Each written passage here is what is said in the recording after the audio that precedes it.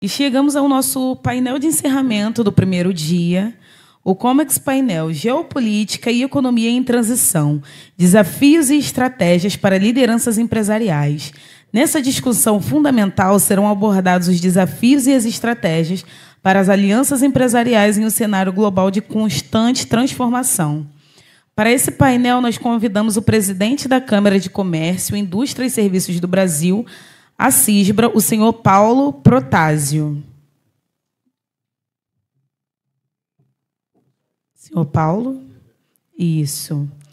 Também convidamos o presidente da Câmara de Comércio e Indústria do Estado do Rio de Janeiro, CAERJ, o senhor Nelson Rocha. Também convidamos a diretora executiva do IBGE, a senhora Flávia Vinhais. Podem tomar aqui cadeira, por gentileza.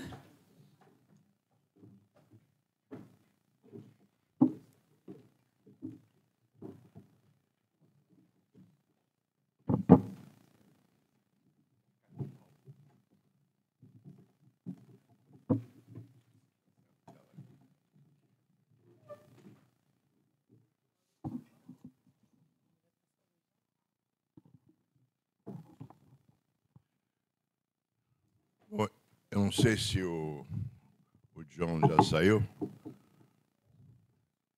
Saiu, deve ir tomar um café. Merecido café dele. Nós estamos diante de um processo. Eu acho que todos vocês, a cada etapa, estão fazendo esse registro.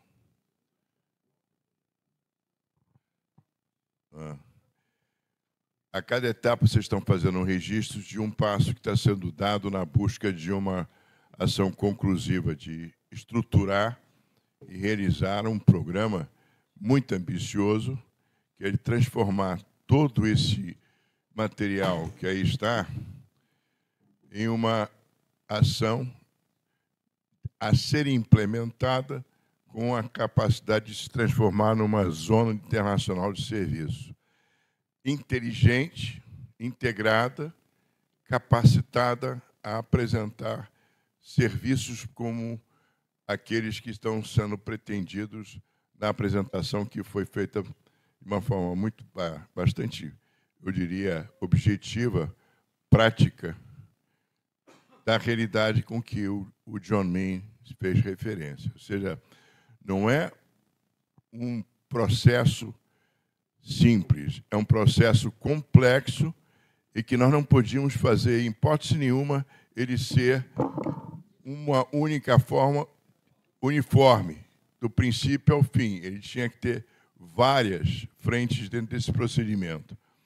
E a frente, talvez, mais importante nesse procedimento, dentro desse quadro da nossa visão, está na consciência geopolítica que nós estamos vivendo, os desafios que elas estão nos trazendo e a forma como a gente vai conduzir esse quadro de organização. Da mesma forma como o John reclamou da ausência da nossa presença e participação, está assinada a sua carta, eu lhe agradeço. Você, eu posso dizer, está no correio, então você vai receber. A gente vai realmente poder fazer alguns desses lances e progressos. E aqui, nesse painel, a gente tem uma enorme importância por conta de que aquele início do eixo número 1, que é o novo Mapa Mundi, reside numa ideia abraçada, iniciativa essa pelo IBGE, aqui muito bem representada pela sua diretoria executiva. Então, que a gente vai poder, eu vou poder dar a vocês uma sinalização. Esses são elementos já de uma composição sucessiva do interesse e da forma como o IBGE está levantando, trabalhando, promovendo, incorporando o conhecimento daquilo que está sendo produzido para esse fim de sermos realmente uma região competitiva, com capacidade de percepção, essa transição que a gente está fazendo no nosso campo, não só econômico, ambiental, mas também social, dentro de um processo novo, de uma geopolítica que muito bem expressa foi colocada pelo o próprio, vamos dizer, John, na sua apresentação, como muito exigente na sua elaboração. Ou seja, não pode deixar uma peça fora, por conta de que uma peça fora do procedimento acaba interrompendo todo aquele sistema que a gente imagina que vai ser possível de ser criado. E aonde estão as inspirações? As coisas estão sendo realizadas. Aqui tem 4 volumes. Um volume das sinergias de uma agenda da 2030 com o desenvolvimento sustentável e o trabalho que foi feito pelo G20 durante um ano no Brasil. Não para aí. Isso está na área de saúde, está na área do processo da ação do meio ambiente, está na área do quadro da ação, do quadro da nossa ação de caderno das desigualdades, como ele classificou. Mas não para aí. O IBGE é preciosíssimo na formação desse nosso cenário. Por conta de que nós estamos falando do local. Quem esteve presente na parte da manhã, lembra que o local global é absolutamente parte do processo. É como se fosse um grande puzzle, um grande quebra-cabeça.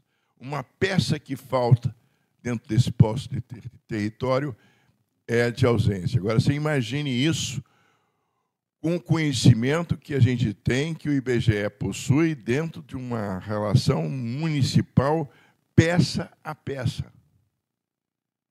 Então, eu quero não só dar as boas-vindas à nossa diretora executiva, mais importante que a sua presença, de fato, realmente é o trabalho que está sendo desenvolvido, é a visão que está sendo carregada. E nós estamos fazendo exercício de todas as formas. Ela me colocou, inclusive, em mãos um mapa que foi realizado como exposição e circulou durante o G20 com a América do Sul no centro do mundo por conta do Brasil ter ido para o centro do mundo.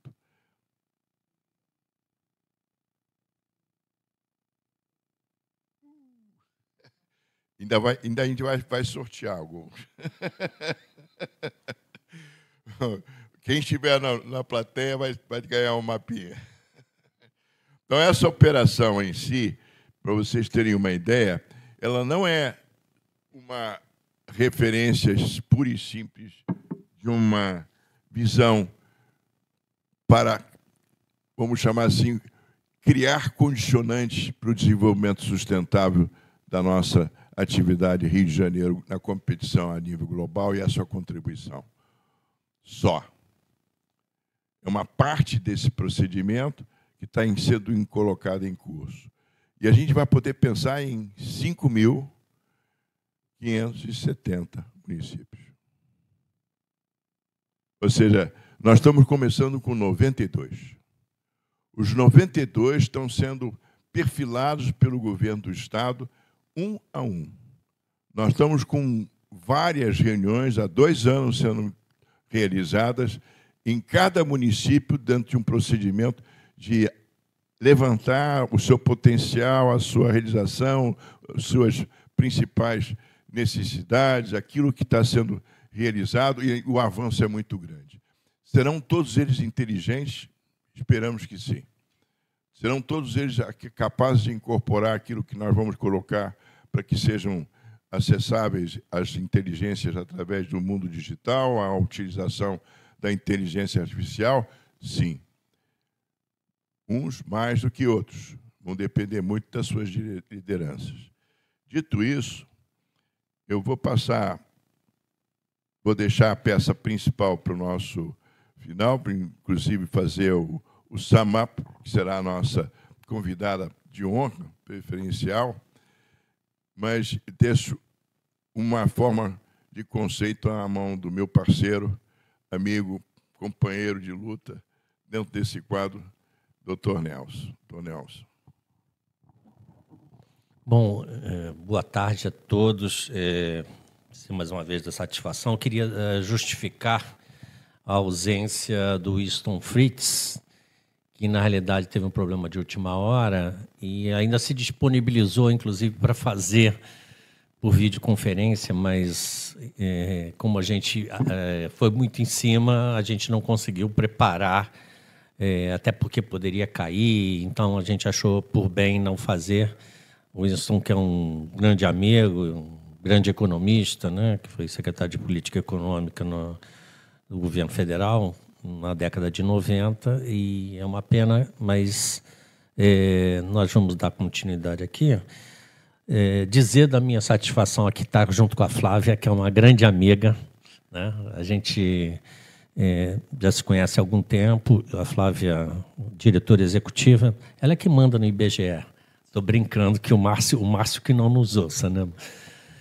Mas, enfim, o IBGE vem já desenvolvendo um ótimo trabalho, um trabalho que é da instituição de longo prazo. A Flávia é de lá, é vice-presidente do Conselho Federal de Economia e, enfim, tem uma trajetória longa de lutas e me ajudou. Como já passou o tempo, eu acho que eu posso cometer essa inconfidencialidade, que nos ajudou na época da discussão do regime de recuperação fiscal. Nós montamos um grupo informal, a Flávia fazia parte desse grupo, para discutir o regime. E a gente foi discutindo as formas de fazer. Então, primeiro dizer da minha satisfação, Flávia, de ter você aqui nesse painel com a gente.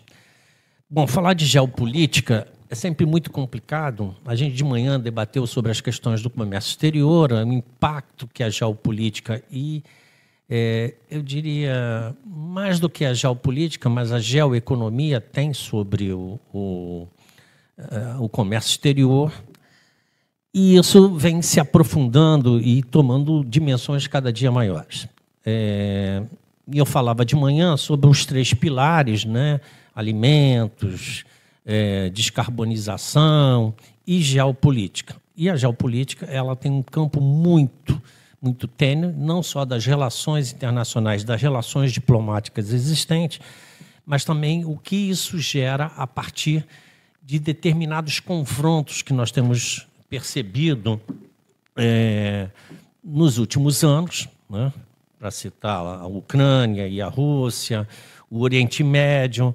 Não, isso vem trazendo uma insegurança e uma incerteza por parte dos países, de uma maneira geral, tanto no que diz respeito às relações internacionais e os blocos e como eles são criados. Vocês devem ter visto recentemente a OTAN fazendo uma abordagem sobre isso, inclusive, mais recentemente, né, não me lembro se foi no início dessa semana ou no final da semana passada, inclusive com eventuais retaliações sobre países que fazem comércio com a Rússia. E o Brasil se tornou um grande parceiro comercial, vendendo e exportando, sobretudo, petróleo para a Rússia. Isso, obviamente, tem impacto aqui para a gente, assim como a China virou o nosso principal parceiro comercial desde 2009. Ora, esses parceiros que o Brasil vem tendo, por uma decisão estratégica do Brasil, né, no início dos anos 2000, de criar uma relação multilateral para o comércio exterior, que foi acertada, e tanto foi acertada que o crescimento da China nos possibilitou aumentar em muito as nossas exportações e fazer com que nós tivéssemos a possibilidade de vender para outros países e não ficar simplesmente com relações bilaterais, e o Brasil era muito dependente dos Estados Unidos. Então, essas mudanças de comportamento e essa mudança dessas relações acabaram influenciando de uma maneira geral, inclusive culminando com o recente tarifaço do Trump sobre os produtos brasileiros. Isso, obviamente, estamos formando blocos, né? O bloco europeu, o bloco americano da NAFTA, que nunca acabou se consolidando, mas, obviamente, os Estados Unidos acabam trazendo para si o Canadá e o México, por conta das relações de estar muito próximo. Os países asiáticos, mas particularmente a China, que é o grande líder desse bloco, mas acabou se formando uma aliança que representa 40% do PIB mundial, da economia mundial, que é o BRICS, né? E o BRICS traz consigo algumas relações que também, de alguma forma, pode ser entendida como uma relações que têm afinidades políticas, especialmente China, Rússia, a Índia menos e o Brasil, dependendo do governo que esteja administrando o país. Então, mas foi importante porque isso nos permitiu ter um ganho de negociação muito maior e abrir alguns mercados. Em contrapartida, você tem uma retaliação por parte dos Estados Unidos, que é um grande comprador do Brasil, mas o Brasil tem um déficit na balança comercial com eles. Então, como adequar essas relações ao mesmo tempo que nós temos o principal parceiro antigo retaliando? Então, essa é uma discussão que está posta. Obviamente que o Brasil, pela sua característica, sempre foi um país de negociação, né? E a gente falava aqui de manhã sobre essa necessidade de negociação, mas, obviamente, que as questões que estão sendo traçadas, por exemplo, no Oriente Médio, acabam interferindo nas próprias relações, porque o Brasil vem condenando as ações de Israel contra os palestinos e, mais recentemente, contra o próprio Irã. E isso afeta na relação porque os Estados Unidos apoiam Israel. Então, essas relações internacionais que menos têm a ver com a economia, mas que acabam afetando o comércio exterior também. Então, nós vamos ter que conviver com isso aí, pelo menos, essa próxima década, porque a tensão existente hoje, especialmente no Oriente Médio, vai acabar interferindo essas relações econômicas e, particularmente, o comércio exterior. Então, quais são as soluções, como a gente falava na chamada, que as empresas podem ter para isso? É tentar ampliar ao máximo as relações com todos os países para, à medida que você tenha uma necessidade, você busca outra alternativa, né? Claro que a China já vem sendo o principal parceiro comercial do Brasil, mas muitas vezes, assim como a Rússia tem sido um parceiro importante, mas a Rússia basicamente é com relação ao petróleo, que é uma commodity também, mas a China basicamente é a commodity agrícola, tá certo?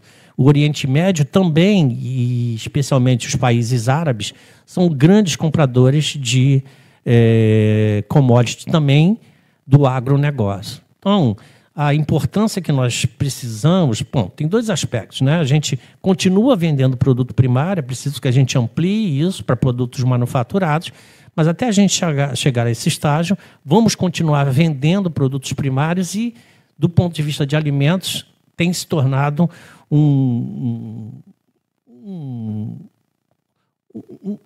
produto essencial para que a gente tenha superávites comerciais na nossa balança. Então, o que eu recomendaria para quem está fazendo o comércio exterior, que procure ampliar para não ficar, ou seja, cada dia ser menos dependente. O Brasil fez isso ao longo do tempo, mas é preciso que cada empresa também busque essa alternativa para não ficar dependente. Essa é a primeira coisa que eu acho que a gente tem que caminhar, porque essas soluções elas não virão em curto prazo. Ao contrário, eu imagino que elas se intensificarão. No que diz respeito à questão dos Estados Unidos, e particularmente, obviamente, o que eu disse aqui pela manhã, e volto a reafirmar, e falei isso também na entrevista para a TV Record, é de que nós temos que tirar, e aí falando do ponto de vista do empresário, temos que tirar a política da discussão e temos que concentrar na questão econômica e o que importa para os exportadores brasileiros. E dentro desse aspecto, é importante que a gente não interfira. Se o Trump acabou colocando discussões políticas no processo, é um problema dele. Os Estados Unidos também vão ser afetados. Nós vamos ser afetados porque nós exportamos bastante para lá. E eles, basicamente, exportam muitos serviços para cá. Vocês viram aqui o painel do Lisandro, né, falando exatamente isso, né? A Apple, por exemplo, a principal fonte dela de exportação é serviço. Então, a gente acaba gerando muito recurso para ele. A gente vai viver sem a Apple aqui, por exemplo, quem está habituado? Então, vamos passar a importar outros produtos, que também tem, se a gente for para a Google, também é serviço, também é americana. Então, a gente continua também necessitando deles. E eles da gente. Alguns caminhos vão ter problemas, né? Eu, particularmente, conheço uma empresa que ela tem 20% do seu faturamento para os Estados Unidos, ela terá forçosamente problemas na exportação. Não porque eles não vão continuar precisando do produto dele, mas porque tem outro país que exporta pelo Pacífico, ele exporta pelo Atlântico, e aí o que acontece? O outro país não está tributado da mesma forma que a nossa, né, de 50%, embora eu acredite que nós vamos ter a reversão desse quadro, é uma questão de tempo, né? Mas, enfim, porque o presidente dos Estados Unidos tem dado sinais de que a cada hora ele pensa de uma forma e ele joga com isso. A meu juízo, não deveria ser o comportamento de um presidente de um país como os Estados Unidos, mas é assim que ele se comporta. Então, ele trata o país como trata a casa dele. E não é dessa forma que a gente tem que conduzir. Mas isso é um problema dos americanos, não é um problema nosso. Só que isso vem afetando as nossas exportações, vai afetar a nossa economia. Então, a gente precisa lidar com isso. Existem algumas possibilidades. Conversava antes aqui com o Flávio, eu vou abordar isso, né, de que existem soluções, né? Quer dizer, o próprio governo federal, apesar de nós termos um déficit fiscal, e nós estamos num momento, e eu estou vendo ali que tem tempo encerrado, assim como o problema da nossa crise fiscal, mas a gente tem uma crise fiscal séria, que precisa ser contornada, então isso dificulta um pouco. Mas, eventualmente, o próprio governo poderia absorver o excesso desses produtos que não serão exportados, né? Seja para atender determinadas demandas internas, atendendo que a falta de alimentos, eventualmente, que nós tenhamos, seja para o Bolsa Família, se bem que, do ponto de vista operacional, é muito difícil, seja, como a Flávia colocou aqui para mim no intervalo, seja dos estoques reguladores brasileiros, que estão abaixo do nível médio, mas o problema é que o Estado gasta dinheiro e, consequentemente, aumenta o problema fiscal. Então, são ações que a gente vai ter que, ao longo do tempo, ir costurando, mas o Brasil vem dando uma demonstração, como sempre foi, do ponto de vista das suas relações internacionais. A diplomacia brasileira, ela tem conduzido não só esse processo, mas como todos os processos ao longo da sua história, e não é por outro motivo que é sempre o primeiro a discursar na Assembleia da ONU, ela vem tratando isso de forma bastante diplomática para que a gente tenha, de alguma forma, a possibilidade de revisão dessa loucura que foi feita e que a gente possa voltar aos patamares normais e que a economia... Isso sem discutir ações na OMC que poderiam acontecer e tal, mas o que a gente vai buscar sempre é a via diplomática, a negociação, para poder regularizar a situação. Acredito que isso é possível e, se não for, obviamente que a tensão vai se intensificar e nós teremos mais problemas sobre a economia. Por isso, a recomendação de tentar distribuir de forma mais diversa, né, passando por os diversos continentes, para que a gente não fique dependente. Bom, era isso. Eu acho que eu já me estendi, mas eu queria aproveitar aqui para passar para a Flávia, né? E, enfim, a gente está à disposição, porque não para perguntas, que nós não teremos por causa do adiantado da hora, mas para qualquer coisa depois a gente entrar em contato lá com a CAERJ, com a CISBRA, para que a gente possa conversar, se for o caso. Muito obrigado. Bom, em nome do presidente do IBGE, Márcio Postman, que não pôde estar aqui presente hoje, porque tem uma agenda em Brasília, eu vim representá-lo e, em nome dele, claro, saúdo todos vocês, saúdo os participantes aqui desse painel. Obrigada, Paulo, pelos elogios, Nelson também, né? Eu sei que eu não sou merecedora, mas elogio é sempre bem-vindo. Enfim, eu começo aceitando esses elogios em relação à instituição, né, Paulo? Primeiro porque o IBGE é uma instituição muito importante para o país, né? Uma instituição de Estado, né? E que nessa gestão do Márcio tem se disposto a trazer algumas inovações, né? A gente acaba se acomodando com o que a gente produz, e não é pouco, né? Produzir estatísticas oficiais é uma tarefa árdua num país continental, num país desigual em todos os sentidos, né? Culturalmente, geograficamente, socialmente. Mas a verdade é que a história caminha, as coisas mudam e a gente precisa mesmo ousar. E, por exemplo, esse mapa, eu acho que foi uma grande ousadia, uma grande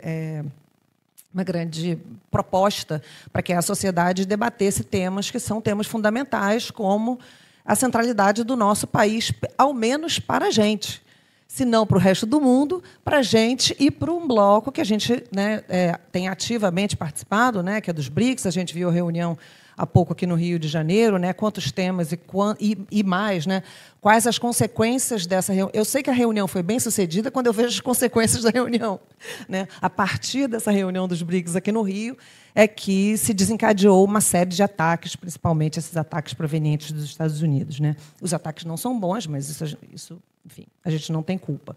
Nem por isso a gente vai se apequenar. E a gente tem essa tendência, né? Estou falando um pouco de IBGE também, a gente tem essa tendência de enxergar o presente como se fosse um desdobramento do passado, né? Uma linearidade da história, sem pensar que um fato novo, que alguma ruptura seja necessária. E aí a gente... Só que as coisas acontecem, né? E como diz o Márcio, no seu último livro dele, que tem o título de O Próximo Brasil, um olhar a partir das estatísticas, ele fala no pós-fácil, né? Um país sem planejamento não tem futuro, somente tem destino.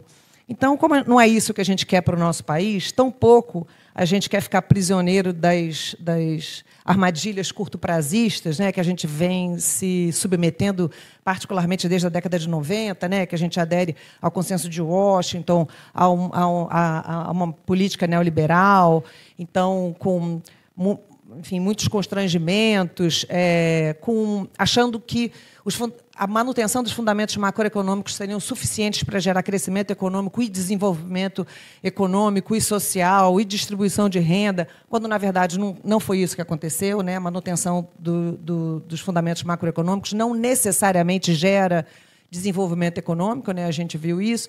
E a gente fica sem um projeto de nação amarrado nesses constrangimentos, como o Nelson acabou de falar.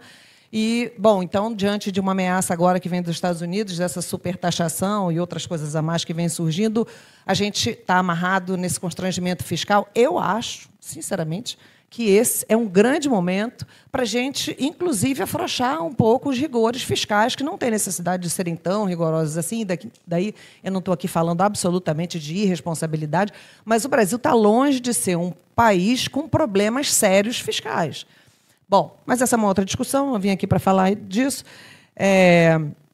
mas sim para falar dessa questão da disputa do sentido de nação e independência que a gente precisa ter para a gente também não ficar se apequenando diante desses ataques, como a gente tem visto recentemente, né? Tem uma frase do Charles de Gaulle que eu gosto, que ele diz: a independência é para os povos o que a liberdade é para os indivíduos.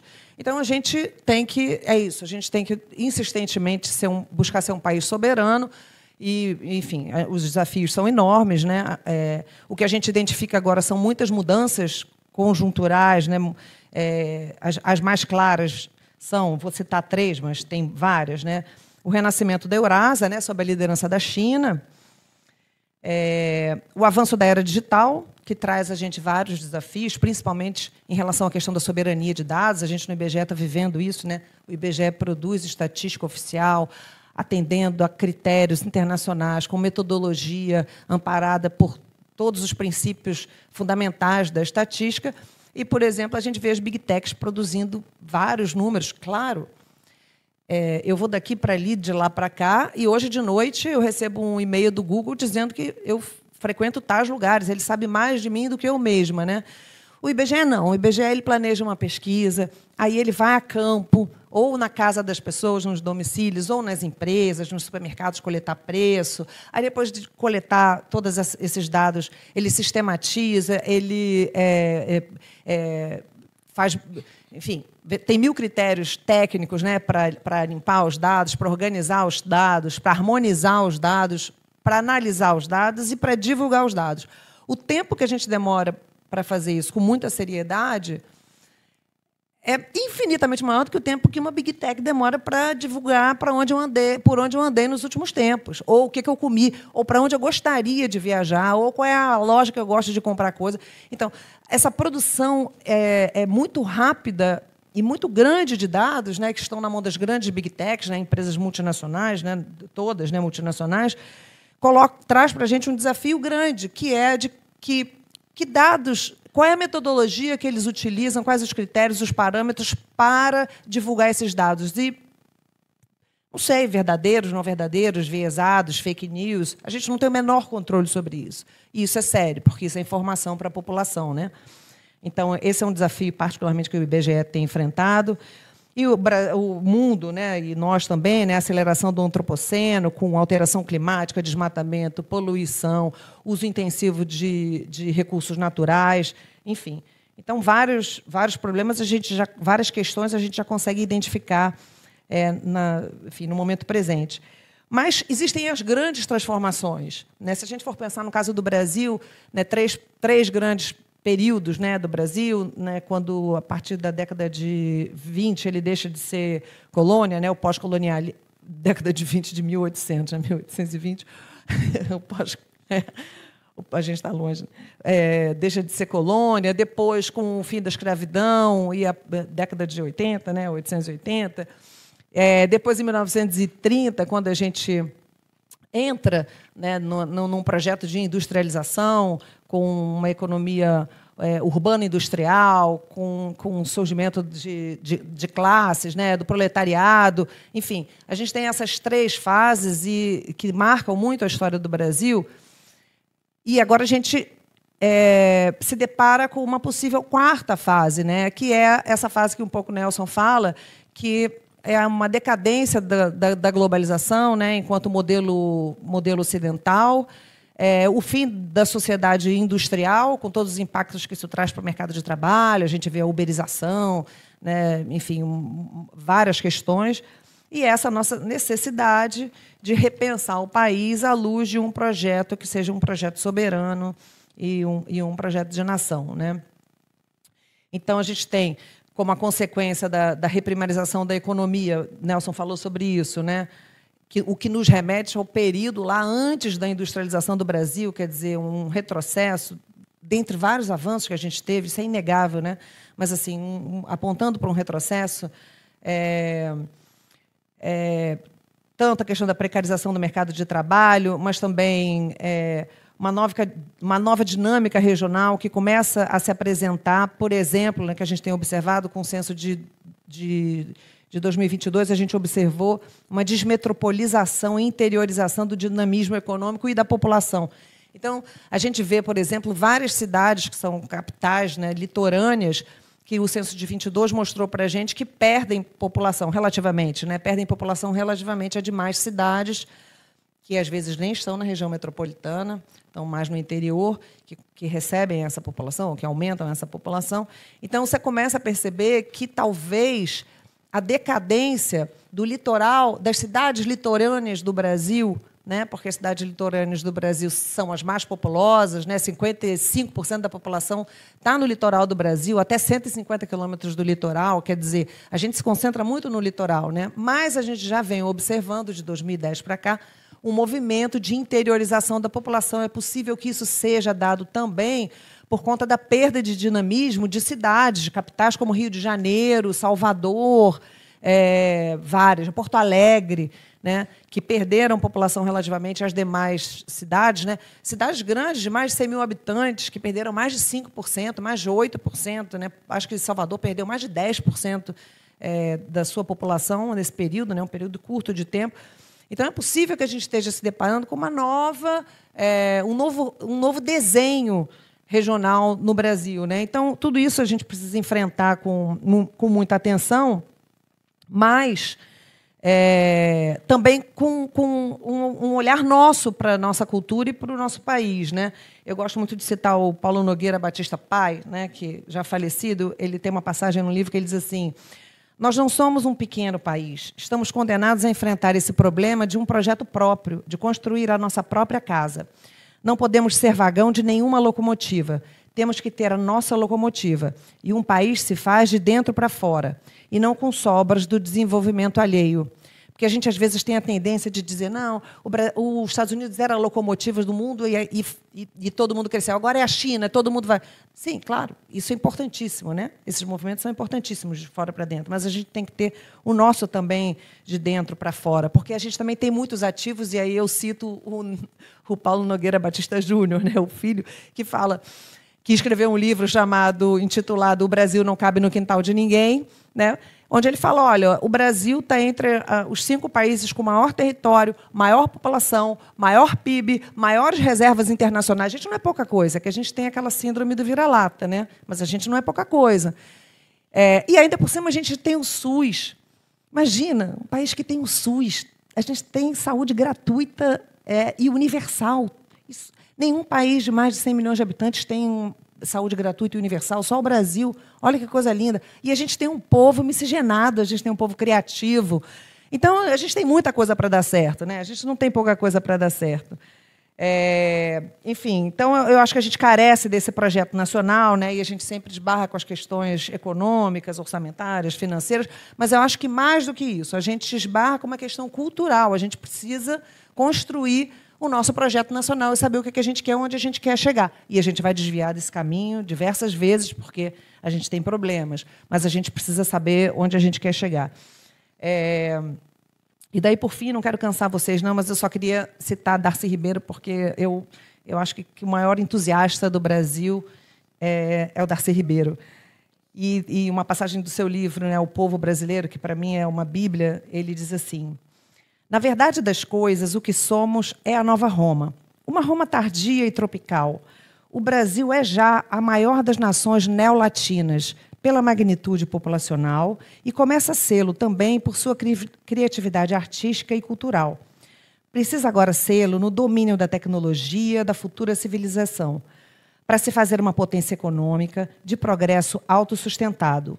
Estamos nos construindo na luta para florescer amanhã como uma nova civilização mestiça e tropical, orgulhosa de si mesma, mais alegre porque mais sofrida, melhor porque incorpora em si mais humanidades, mais generosa porque é aberta à convivência com todas as raças e todas as culturas e porque é assentada na mais bela e luminosa província da Terra. Deixo essas palavras para a gente encerrar nosso painel.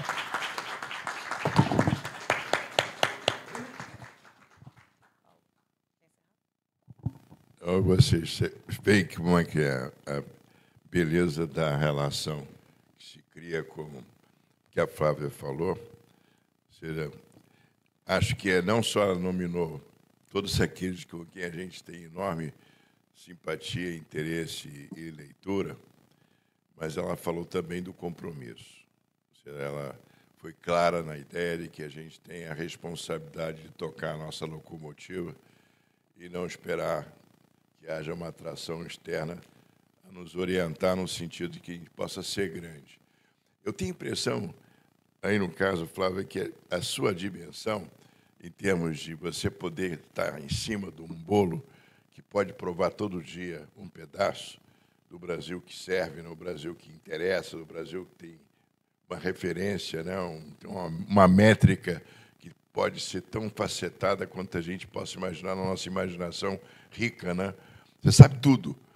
Eu queria muito te agradecer esse passo, mas dizer que a gente tem aqui dentro da nossa preparação um passo 2 na relação com você, na relação com o IBGE, na relação com o Márcio. A gente vem trabalhando no sentido de fazer com que não só a cabeça do brasileiro mude, no sentido dele se ver em relação ao mundo, como também, dessa forma, o mundo veja a gente de uma forma diferente, essa visão da bioceanidade. E a bioceanidade, ela não pode ser realizada sem o IBGE. Ela não pode ser percebida sem que a gente mergulhe junto. Então, a primeira missão que eu fiz antes do final do ano passado foi conversar com o pessoal do IPEA. E o IPEA já foi dirigido pelo Márcio, né? E lá ele deixou uma série de pessoas jovens que hoje já são mais maduros e todos eles se entusiasmaram demais com essa proposta. Então, na semana próxima, eu queria pedir licença para voltar a você, para dizer como vai ser a nossa ideia de um passo 2 na direção da biosanidade. Inclusive, tem aí o meu parceiro e companheiro, que também fez uma apresentação aqui nesse sentido, de um trabalho a ser contribuindo com um avanço enorme, John, eu achei que você fez. Me permita dizer que foi não só corajoso, porque eu vi o início do trabalho, eu vi a dificuldade de a gente chegar lá, e você superar tudo isso com um resultado de uma evidência enorme, inclusive com a anuência das duas causídicas que já precederam, porque elas batiam a cabeça, conforme você ia falando, a cabeça batia com uma afirmação de que é verdade, é isso mesmo, o que está acontecendo é dessa forma, são essas as dificuldades. Então, eu queria dar essa ideia de que a gente tem um roteiro previsto, que tem muito que ver com as inovações que são particularmente identificadas, inclusive as alterações de relação até de presença das cidades que hoje estão ao lado dos nossos oceanos, ou tendo essas dificuldades, ou tendo que rever a sua própria realidade, né? Por conta não são mais tão crescentes assim como eram há tempos atrás. Mas nós estamos criando uma zona internacional de serviço. E essa zona internacional de serviço, ela tem que ser inteligente. E, ao ser inteligente, ela tem que ter conhecimento. Então, nós estamos nos propondo não só a casar com o IBGE, mas a conviver com o IBGE, a ter uma relação com o IBGE permanente, ao lado das outras informações que vão ser disponibilizadas na plataforma que a gente vai criar. E dar um toque de esperança. Eu acho que o que vai acontecer entre hoje e possivelmente amanhã, e no máximo, antes do final de semana, o prazo de negociação com os Estados Unidos não vai ser o que está hoje correspondendo à indicação que nós todos estamos tendo como leitura. Por uma razão simples. Foi o fato do Brasil mudar de atitude. No momento que o Brasil disse, vou negociar, a coisa mudou. O que o Brasil não podia e não deveria era pedir a maior prazo. Ele não podia, porque não cabia a ele pedir. Mas eu posso garantir a vocês uma coisa. E nesse seminário, nesse momento, entre hoje e amanhã, a gente vai ter um outro prazo. E esse prazo é aquele que a gente quer para nós nos organizarmos de uma forma mais objetiva, mais pragmática, para resolver essa solução. E, Joe, nós estamos dentro da sua reunião em Miami no dia 10, 11 e 12 de setembro. Nós nos comprometemos a levar, ao lado dos outros demais países da área hemisférica, a nossa contribuição. E queremos trazer para dentro desse processo uns novos territórios. Nós queremos fazer com que isso seja realmente uma visão de um continente que se reposiciona, de um continente que passa a ser centro do mundo, num continente que tem a mesma semelhança daquele que está querendo fazer com que haja mudança. Os Estados Unidos também é bioceânico. Então, nós não podemos deixar de ser iguais, por conta de que a gente vai poder ter um comportamento, de fazer o que a Flávia falou, definir o nosso futuro. É isso que nos cabe fazer. Um bom dia. Eu quero dizer a vocês que quem ficou aqui na sala tem direito, pela mão da Flávia, receber um mapa da indicação que ela trouxe em sua bolsa. Então, obrigado a vocês, bom dia. Amanhã, nova forma.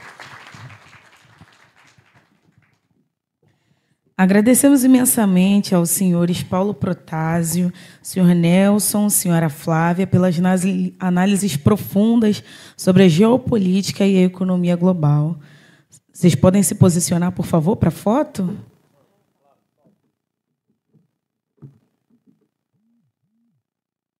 Vai ganhar dela agora as 4